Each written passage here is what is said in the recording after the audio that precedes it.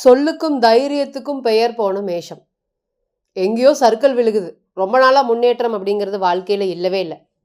எல்லாருக்காகவும் ஓடுறோம். எனக்குன்னு, உனக்குன்னு என்ன தேவை அப்படின்னு கேட்கறதுக்கு யாரும் இல்ல. மௌனமான வலிகள் ரொம்ப அதிகம். கஷ்டம். மலை போல அசையாத ராசி. வெளி உலகுக்கு நீங்க ரொம்ப அமைதியா தெரியுறீங்க இப்ப. ஆனா ஆக்சுவலா நீங்க யாரு அப்படிங்கிறது உங்களுக்கு தெரியும். நீங்க கடந்து வந்த பாதைகள்லாம் வந்து பார்த்தீங்கன்னா, ரொம்ப கஷ்டமானது. மத்தவங்களா இருந்தா வாழ்க்கைய முடிச்சிருப்பாங்க.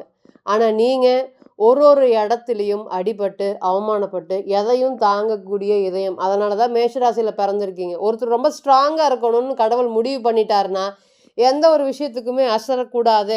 இவங்க அசராத மனம் படைக்கணும் அப்படின்னா மேஷத்துல பிறப்பாங்க. இல்ல விருச்சிகத்துல பிறப்பாங்க. விருச்சிகத்துல பிறக்கும்போது கூட கலக்கம் ரொம்ப அதிகமா இருக்குங்க. ஆனா மேஷத்துல பிறக்கும்போது யார் வந்தாலும் தூக்கி வீசிட்டு போயிட்டே இருக்கலாம். இதுதான் நம்ம. எவ்வளோ பெரிய விஷயங்கள் நடக்கட்டுங்க வாழ்க்கையில. திரும்பி கொஞ்ச நாள்லயே திரும்பி கம்பேக் குடுக்குறது யாரு அப்படின்னு கேட்டிங்கன்னா, மேஷம். இன்னைக்கு ரொம்ப அமைதி, கண்ணீர் துளி அதிகம், நம்மள பார்த்துக்கிறதுக்கு யாரும் இல்ல, பொறாமைப்படுபவர்கள் தான் அதிகம் அப்படிங்கிற ரொம்ப மன வருத்தம் இருக்கக்கூடிய ராசி எது அப்படின்னு கேட்டிங்கன்னா, நீங்க தான். மேஷம் தான். எங்க போனீங்கனாலும் என்ன கேட்குறாங்க உங்களைய, "நீ இன்னும் முன்னேறலையா? உங்க அண்ணன் நல்லா இருக்கான், உன் தம்பி நல்லா இருக்கான். ஏன் நீ இன்னும் அப்படியே இருக்க?" அவங்களுக்கெல்லாம் ஏமாத்த தெரிஞ்சிருக்கு, அவங்களுக்கெல்லாம் பொய் சொல்ல தெரிஞ்சிருக்கு. உங்களுக்கு எதுவுமே தெரியல. "இவ்வளோ சம்பாரிச்சும் இப்படியே இருக்கியே!" அப்படிங்கிற மாதிரியான பேச்சுக்கள், ஏச்சுக்கள் ரொம்பவே அதிகம். துரோகத்தால வந்த வலி இன்னைக்கு யாரையுமே நம்பக்கூடாது. யார பார்த்தாலும் இன்னைக்கு, "இவங்கள நம்பலாமா? இவங்கள நம்பக்கூடாதா? இவனும் அவன மாரி ஏதாவது பண்ணிட்டு போயிருவானா நம்மளைய?" அப்படிங்கிற மாதிரியான விஷயங்கள் தான் இன்னைக்கு மேஷத்த பொறுத்தவரை நெறைய நடந்துட்டு இருக்கு. உங்களுடைய ராசி என்னங்க? குணம் என்னங்க? அப்படியே செவ்வா ஃபோர்ஸ் எல்லாரையும் நம்புறது.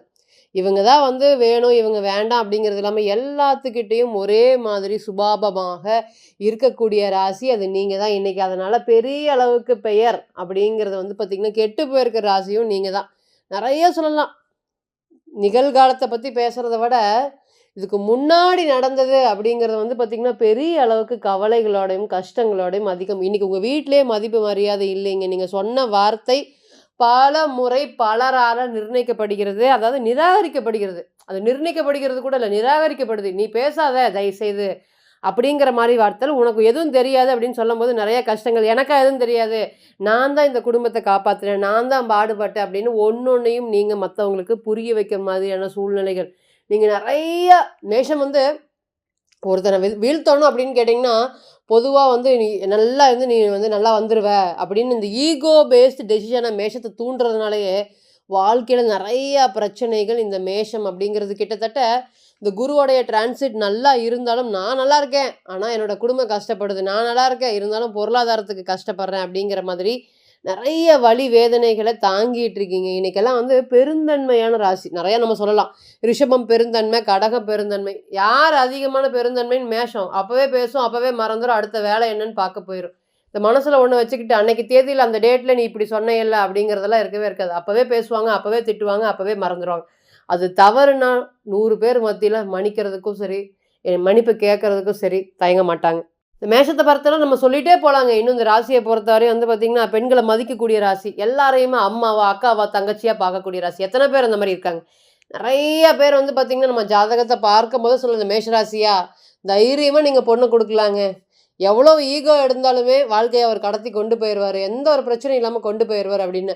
ஆனா மேஷத்து வரக்கூடிய வந்து பார்த்தீங்கன்னா, பெண்கள் திருமணமான பெண்களும் சரி, மேஷராசி பெண்கள கல்யாணம் பண்ணிக்கக்கூடிய ஆண்களும் நெறைய இடத்துல பிரச்சனைகள ஃபேஸ் பண்றாங்க. நம்ம சொல்லிட்டே போலாம். இது நம்ம வந்து 2024ல ஒரு ஜாதகத்த பார்த்தோம். அவர்ட்ட நம்ம சொன்னோம். கிளியராக சொன்னோம். திருமண வாழ்க்கை அப்படிங்கிறது ரொம்ப கசப்பா இருக்குங்க. டிராவல் பண்றது ரொம்பவே கஷ்டம். உங்களுக்கு பிளானட்டரி பொசிஷன்லாம் ரொம்ப வீக்கா இருக்கு. அவசரப்பட்டு ஈகோ பேஸ்டு டெசிஷன் அப்படிங்கிறது எடுத்துறாதீங்க. ஒரு ஒரு நாளும் பார்த்து கவனமா டிராவல் பண்ணுங்க அப்படிங்கிறத சொல்லியிருந்தோம். ஏன் மட்டும் மேடம் எனக்கு மட்டும் இப்படி அப்படிங்க. அவர் சந்திரன் மட்டும் இல்ல. சந்திரன் கூட வேற ஒரு பிளானட்டும் அந்த இடத்துல இருந்தது. அப்ப நம்ம தெளிவா சொல்லியிருந்தோம். அப்போ அவர் திருமண வாழ்க்கைக்குள்ளார போனாரு. அப்ப திருமண வாழ்க்கைக்குள்ளார போகும்போது ஆரம்ப காலத்துல எந்த ஒரு ப்ராப்ளம் இல்லாம எல்லா சொத்துக்களையுமே தன்னுடைய மனைவி பேர்ல வாங்க ஆரம்பிச்சார். நம்ம அங்கேயே சொல்லியிருந்தோம். இந்த மாரி திருமண வாழ்க்கையில கவனமாக இருக்கணும். இந்த காம்பினேஷன் ரொம்ப வீக்கா இருக்கு. இதனால நெறைய பிரச்சனைகள் வரதுக்கு காத்துட்டு இருக்கு. அது இந்த விஷயத்த அடிபடும் அப்படின்னு சொல்லியிருந்தோம். இன்னைக்கு அவருடைய மனைவி சின்ன ஒரு சொல்றதுனால, இதுக்கு முன்னாடி இருந்தக்கூடிய பல பிரச்சனைகள அவங்க இது கிளறி, இந்த நேரத்துல வந்து பார்த்தீங்கன்னா, திருமண வாழ்க்கையிலேருந்து வெளிய போயிட்டாங்க. இன்னைக்கு சொத்து போனதும் இல்லாம, ஏற்கனவே சம்பாரிச்சு வச்சிருந்த மதிப்பு, மரியாதை, கௌரவம் எல்லாம் போய் இன்னைக்கு அவரோட தனி மரமாக நிற்கிறத நம்ம பார்த்தோம். நம்ம கிளியராக இண்டிகேட் பண்ணணும். ரொம்ப கவனமாக இருங்க, ரொம்ப கவனமாக இருங்க. எனக்கு எதுவுமே நடக்காது மேடம், நம்ம பார்த்துக்கலாம். என்னுடைய நல்ல மனசுக்கு ஆண்டவன் நல்லது தான் பண்ணுவான் அப்படிங்கிற ஒரே ஹோப் அவர்கிட்ட இருந்தது. அப்போ நம்ம சொல்லியிருந்தோம் மறுபடியும் ஜாதகத்தை பார்த்து, சரி பரவாயில்ல விடுங்க, திரும்பி இதே மாதிரி வந்துடுவீங்க, ஜெயிச்சு வந்துடுவீங்க, கவலைப்படாதீங்க அப்படிங்கிற சொல்லியிருந்தோம். ஏன்னா அவருக்கு நடக்கக்கூடிய தசா புத்திகள் ரொம்ப பாசிட்டிவாக இருக்குது. இதுலேருந்து என்ன சொல்ல வரோம்? ஒருத்தர் வந்து வீழ்ந்துருவாரா இல்லை மேலே வந்துருவாரா, அது எந்த காலத்தில் வருவார், அந்த பிரச்சனைகள்லாம் லாங் டைமா ஷார்ட் டைமா, எதுலலாம் நம்ம கவனமாக இருக்கணும், எதுலலாம் நம்ம கவனம் இல்லாமல் இருக்கலாம், எந்த விஷயம் எது வரையும் போகும் எது வரையும் போகக்கூடாது, காதலாக அது எதுவரை, கல்யாணமாக அது எதுவரை, தொழிலாக அது எந்த காலம் வரை, எந்த காலத்தில் நிறைய பணம் போடலாம், எந்த நேரத்தில் நம்ம கவனமாக இருக்கலாம், இதெல்லாம் ஒரு கிளியர் ஃபோட்டோகிராஃபி மாதிரி பிறந்த கால ஜாதகம் மட்டுமே தான் இண்டிகேட் பண்ணும். ஸோ இப்போ நம்ம சொல்லக்கூடிய பலன்கள் எல்லாம் பொது பலன்கள் தான். நம்ம லக்னம் கணிச்சு லக்னம் மாறும்போது, லக்ன டிகிரி ஆகும்போது நடக்கக்கூடிய தசா புத்திகள், கோச்சாரம், அதே போல் நவாம்சத்தோடைய பலம் பலவீனம், கிரகத்தோடைய வலிமை, இதையெல்லாம் பொறுத்து நிச்சயமாக பிறந்த கால ஜாதகம் மட்டுமே தான் ஒரு பதில் சொல்கிறதுக்கு கடமைப்பட்டிருக்கும். அப்படிங்கிறத நீங்கள் மறந்துடவே கூடாது. எப்போவுமே நம்ம பொது பலன் மேசராசியில் கோடி பேர் பிறந்திருப்பாங்க, நிறைய பேர் வசதியாக இருப்பாங்க, நிறைய பேர் கீழே போராடிட்டு இருப்பாங்க. அவங்களுடைய குணங்கள் அப்படிங்கிறது மாறுபடும். இருந்தாலும் அந்த லக்னத்தை பேஸ் பண்ணி அது எந்த அளவுக்கு ஃபோர்ஸாக இருக்குது அப்படிங்கிறது நிச்சயமாக மாறுபடும். அப்படிங்கிறது நீங்கள் மறந்துடவே கூடாது. இன்னைக்கு நீங்கள் இந்த ராசியை பொறுத்தவரை நல்லவராக தான் இருக்கீங்க. இன்னைக்கு உங்களுக்கு பொருளாதாரம் சார்ந்த பிரச்சனைகள் அதிகமாக இருக்குது. இதெல்லாமே நீங்கள் கூட்டி கழித்து பார்க்கும்போது இன்னைக்கு இந்த சுக்கிரன் மற்றும் சனீஸ்வர பகவானுடைய இணைவு உங்களுடைய ராசிக்கு 7ஆம் அதிபதி. இங்கே மேஷத்தை பொறுத்தவரையும் சுக்கிரன் நல்லா இருந்ததா பணம், சுக்கிரன் நல்லா இருந்ததா திருமணம், சுக்கிரன் நல்லா இருந்ததா மனைவி, சுக்கிரன் நல்லா இருந்ததா பணம், நண்பர்கள் எல்லாமுமே. அப்போ இந்த சுக்கிரன் அப்படிங்கிற கிரகம் 12ஆம் இடத்துல உச்சம் பெறக்கூடிய பலன்கள் எப்படி இருக்க போகுது? கிட்டத்தட்ட மார்ச் மாதம் 2ஆம் தேதிக்கு மேலே சுக்கிர பகவானும் சனீஸ்வர பகவானுடைய சேர்ந்து இணைகிறாங்க. இது ஒரு தலை சிறந்த ஒரு யோகங்க. நீங்கள் எப்படி கணக்கு போட்டீங்கனாலுமே இது பாசிட்டிவான ஒரு யோகத்தை கொடுக்கும். 12ஆம் இடத்துல இருக்காங்க. அது மேஷத்துக்கு பொறுத்தவரை என்ன மாதிரியான பலன்களை கொடுக்க போகுது, என்ன விஷயங்கள் நடக்க போகுது, நிச்சயமாக பார்க்கலாம். முதல்ல நம்ம சொன்ன மாதிரியே இது அனைத்துமே கோச்சாரம் தான் அப்படிங்கிறத நீங்கள் மறந்துடவே கூடாது. நம்ம இப்போ 2 கிரகத்தை மட்டும் பேசுகிறோம். உங்களோட பிறந்த கால ஜாதகத்தில் ரூலிங் பிளானட் என்ன, இப்போ உங்கள் ஹை டிகிரி பிளானட் என்ன, பிறந்த கால ஜாதகம் என்ன சொல்கிறதுக்கு எந்த அளவுக்கு பலம் பலவீனமாக இருக்குது அப்படிங்கிறத தனிப்பட்ட ஜாதகம் தான் பதில் பேசும். இந்த சனி சுக்கிரனுடைய உழைப்புக்கேற்ற பலன், நேரடி பலன் வர்றதுக்கு காத்துட்ருக்கு. நிறைய எஃபர்ட்ஸ் போடுறேன் மேடம், என்னால் தனி திறமையோட செயல்படுத்தவே முடியல, யாராவது ஒருத்தர் என்னை ஏன் வந்து பண்ணு அப்படின்னு சொன்னால் மட்டும்தான் அந்த விஷயத்தை நான் சிறப்பாக பண்ண முடியுது, இல்லைன்னா என்னால் வந்து பார்த்திங்கன்னா என் கை மீறி ஒரு விஷயங்களும் போயிட்டுருக்கு அப்படின்னு வருத்தப்பட்டுட்டு இருந்தவங்களுக்கு இனி வரக்கூடிய காலங்கள் அது எல்லாமே மாறப்போகுது. உழைப்புக்கான நேரடியான பலன்கள் நிச்சயமாக கிடைக்கும். அதே போல் ஈகோ பேஸ்ட் டெசிஷன், யாருக்கு அதிகமாக ஈகோன்னு சொல்லும் போதே மேஷம்தான் விருச்சகம்தான்.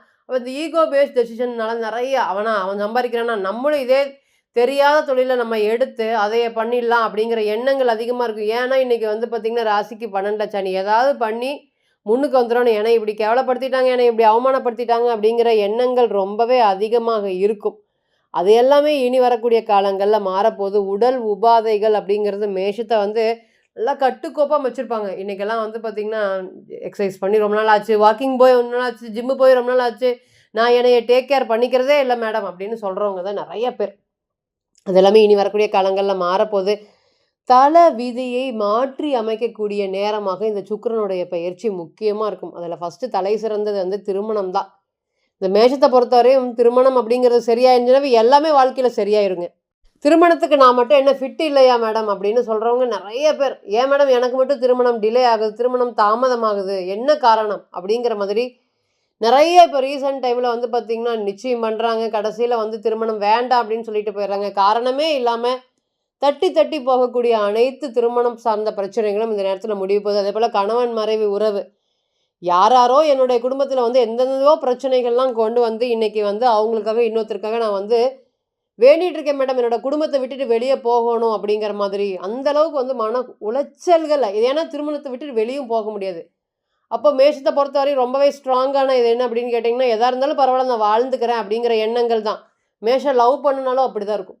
பரவாயில்ல நான் ஹோப் கொடுத்துட்டேன், நான் வாழ்ந்துக்கிறேன். தொழில் பண்ணாலும் அப்படி தான், நஷ்டம் வந்துட்டும் திருப்பி நடத்துவாங்க. அதுதான் வந்து மேஷம். அப்போ எந்த விஷயத்தையுமே விட்டு கொடுக்காம போராடக்கூடிய மேஷத்துக்கு இனி வரக்கூடிய காலங்கள் பிரகாசமான ஒரு யோகமான காலமாக இந்த சனி பகவானுடைய கோச்சாரம் அப்படிங்கிறது இருக்கும். செல்ஃப் டவுட் அப்படிங்கிறது வேண்டவே வேண்டாம். எந்த ஒரு முடிவுமே தைரியமாக தன்னம்பிக்கையோடு எடுக்கலாம். நிறைய ஐயப்பனுடைய வழிபாடு பண்ணுங்க, முருகருடைய வழிபாடு பண்ணுங்க. நிகழ்காலத்தில் இருக்கிற மாதிரி இனி எதிர்காலக்கூடிய பலன்கள் குருவுடைய பெயர்ச்சியும் நல்ல ஒரு உச்சமான பலன்களை கொடுக்க போகுது. பொருளாதாரம் சார்ந்த முன்னேற்றங்கள் அப்படிங்கிறது இந்த நேரத்தில் நடக்க போகுது. இருக்கிற இடத்துல இருந்து அடுத்த ஸ்டேஜுக்கு உண்டான மதிப்புக்கு உண்டான போடக்கூடிய பலன்களை நிச்சயமாக இந்த 2 கிரகத்தோடைய கோச்சாரம் தரும் அப்படிங்கிற எந்த ஒரு மாற்று கருத்துமே இல்லை. முன்ன சொன்ன மாதிரி தான் மறுபடியும் நம்ம பிறந்த கால ஜாதகம் தான் எந்த அளவுக்கு இதைய இம்ப்ளிமெண்ட் பண்ண போகுது அப்படிங்கிறத காத்துட்ருக்கு. ஸோ தனிப்பட்ட ஜாதகத்தை நீங்கள் ஆலோசனை பண்ண விருப்பப்பட்டீங்கன்னா கீழே இருக்கக்கூடிய நம்பருக்கு காண்டாக்ட் பண்ணுங்கள். நான் வணங்கக்கூடிய நரசிம்மர் உங்கள் எல்லோருக்குமே நல்ல வளமான வாழ்க்கையை ஏற்படுத்த நான் நிச்சயமாக பிரார்த்தனை பண்ணிக்கிறேன். மீண்டும் ஒரு பதிவில் உங்களெல்லாம் சந்திக்கும் வரை உங்களிடமிருந்து விடைபெறுவது உங்கள் அஸ்ட்ரோ புவனேஸ்வரி. நன்றி, வணக்கம்.